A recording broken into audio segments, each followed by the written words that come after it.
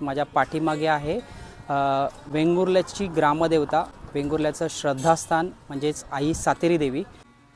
सुमारे 500 वर्षापूर्वीचं हे मंदिर जांबा दगडात बांधलेलं असून वेंगुर्ल्याच्या नावापाठीमागे सातेरी देवीच्या प्रगट होण्याची कथा लपलेली आहे।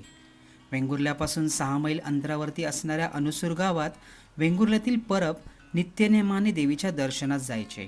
वृद्धपकाळामुळे त्यांना त्या ठिकाणी जाणे शक्य होत नव्हते, त्यामुळे त्यांनी देवीला वेंगुर्ल्यातच दर्शन देण्याची विनंती केली।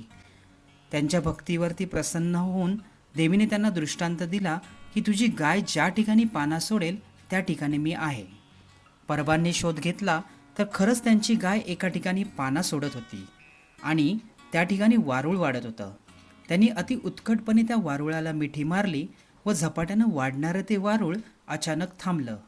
आता मिठीचा अर्थ होतो व्यग आणि उरलं ते वारूळ, म्हणून व्यग म्हणजे मिठी मारून उरलं ते वारूळ या शब्दाचा अपप्रवेश होऊन वेंगुर्ला हे नाव शहरास पडलं।